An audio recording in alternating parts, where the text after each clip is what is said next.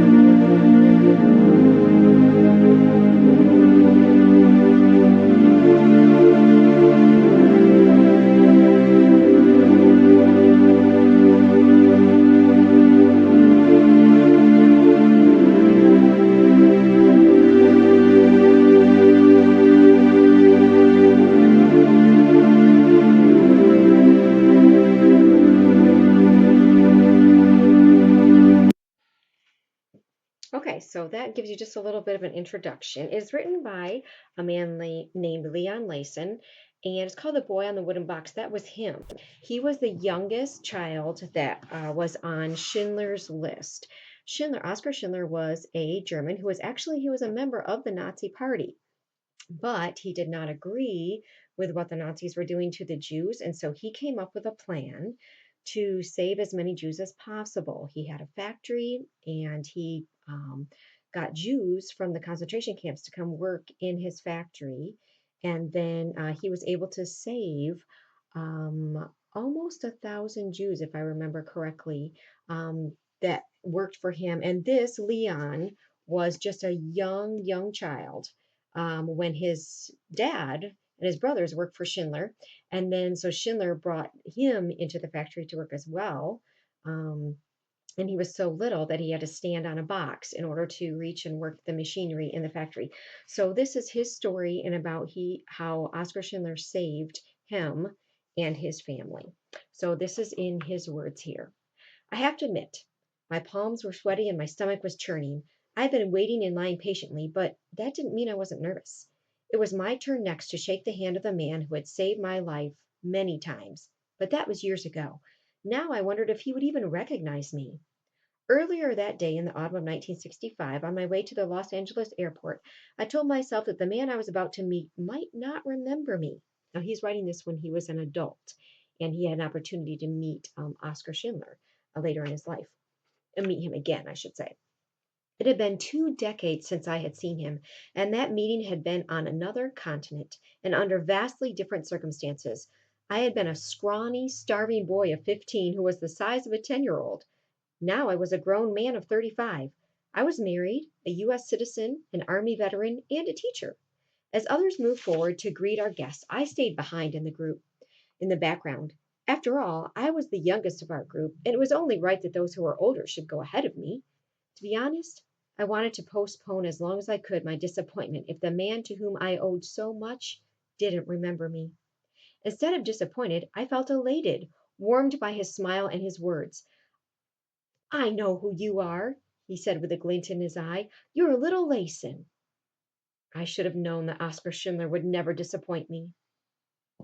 On that day of our reunion, the world still didn't know of Oscar Schindler, nor of his heroism during the Second World War. But those of us at the airport knew. All of us and over 1,000 others owed our lives to him. We survived the Holocaust because of the enormous risks Oscar Schindler took and the bribes and the backroom deals he brokered to keep us, his Jewish workers, safe from the gas chambers of Auschwitz.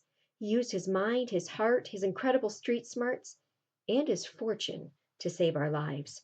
He outwitted the Nazis by claiming we were essential to the war effort, even though he knew that many of us, myself included, had no useful skills at all.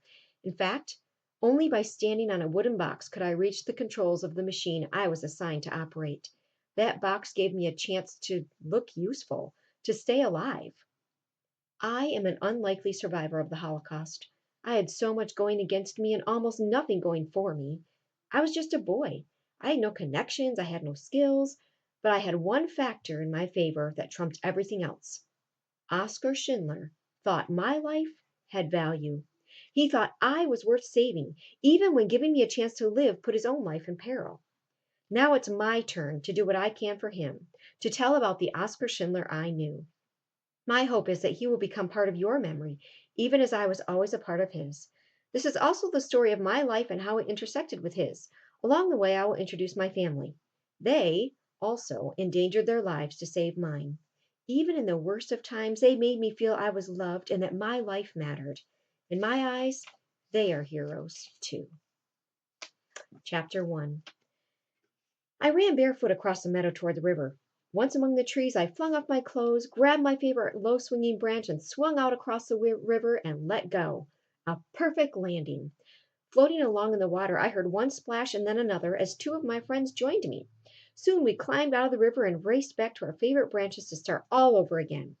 When lumberjacks working upstream threatened to spoil our fun by sending their freshly cut trees downstream to the mill, we adapted quickly, opting to lie on our backs, each on a separate log, gazing at the sunlight breaking through the canopy of oak, spruce, and pines. No matter how many times we repeated these routines, I never tired of them. Sometimes on those hot summer days, we wore swim trunks, at least if we thought any adults might be around, but mostly we wore nothing.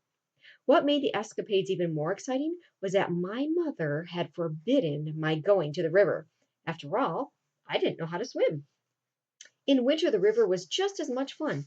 My older brother, Selig, would help me create ice skates from all kinds of unlikely materials: metal remnants retrieved from our grandfather, the blacksmith, and bits of wood from the firewood pile.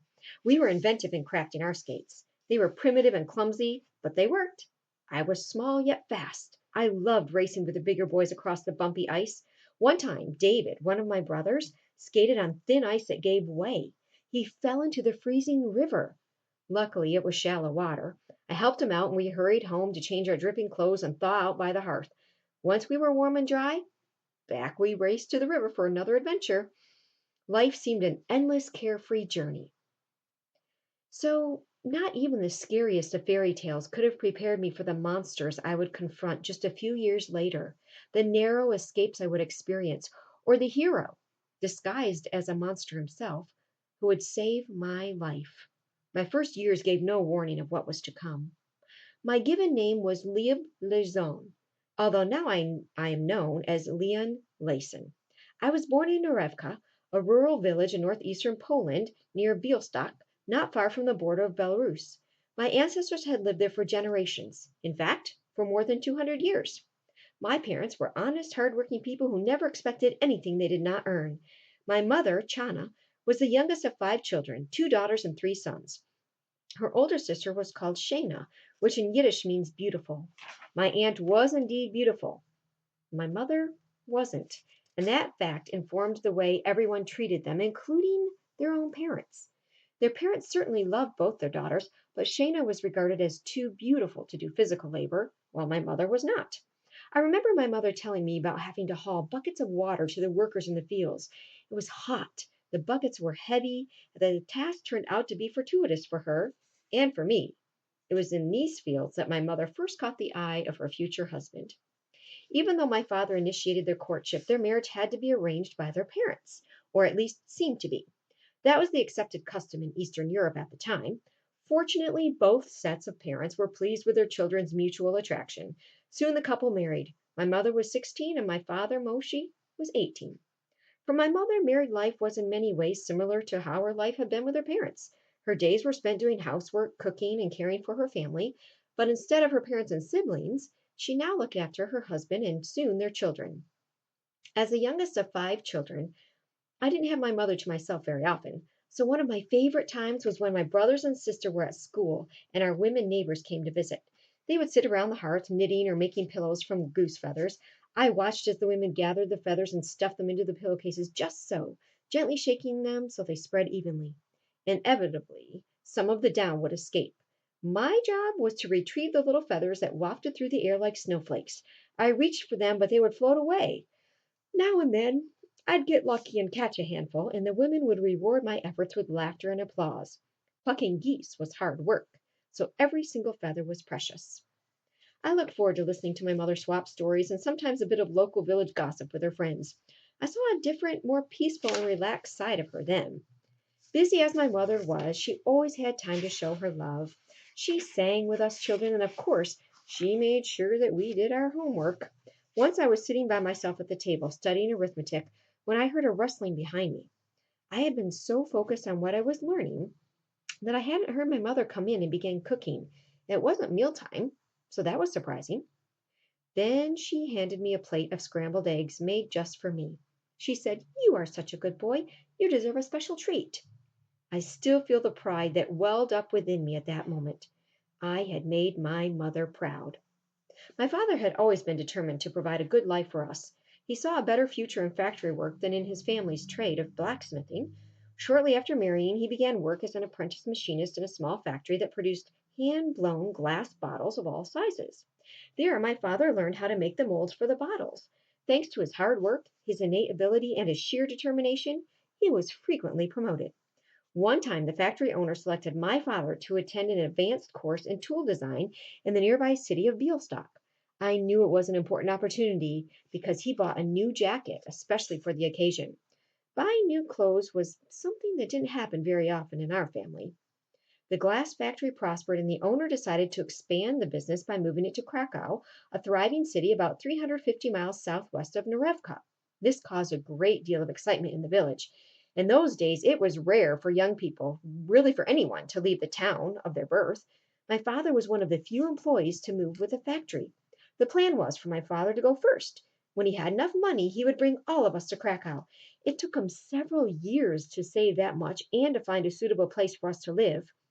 In the meantime, my father returned every 6 months or so to see us.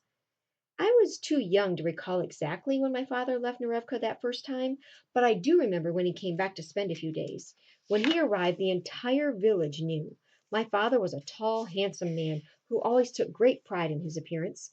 He liked the more formal attire of men in Krakow and gradually purchased several elegant suits. Whenever he came for a visit, he wore a beautiful suit, dress shirt, and necktie.